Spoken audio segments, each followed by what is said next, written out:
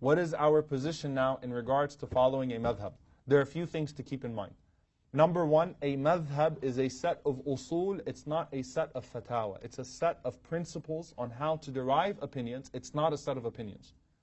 That's one of the greatest misunderstandings of what a madhab is in the first place.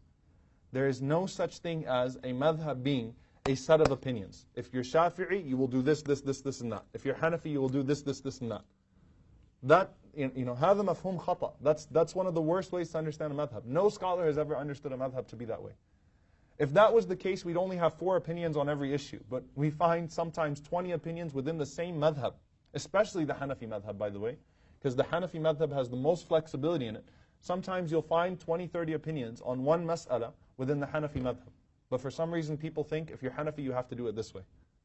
Right? A madhab is a set of usul, not a set of opinions. That's number one.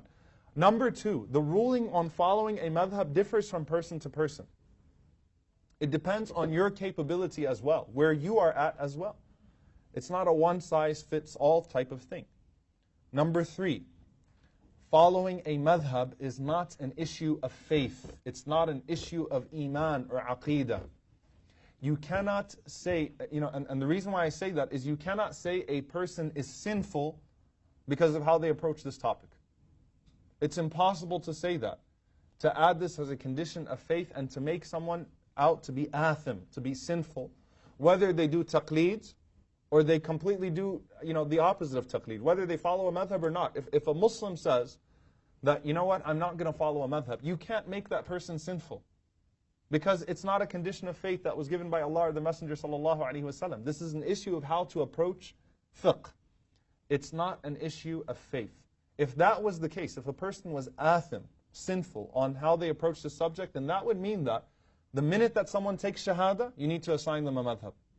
Like takbir, Allahu Akbar, mashallah, welcome to Islam. All right, what madhab do you want to be? Because if he dies that night, I'm just approaching it from a pure usuli perspective. If he dies that night, he's sinful if he doesn't have a madhab. If you want to approach it that way and say that a person is sinful if they choose not to follow a madhab, then you've made that person die athim. You made them die in a sinful state. So it's not an issue of faith, it's an issue of finding the best approach.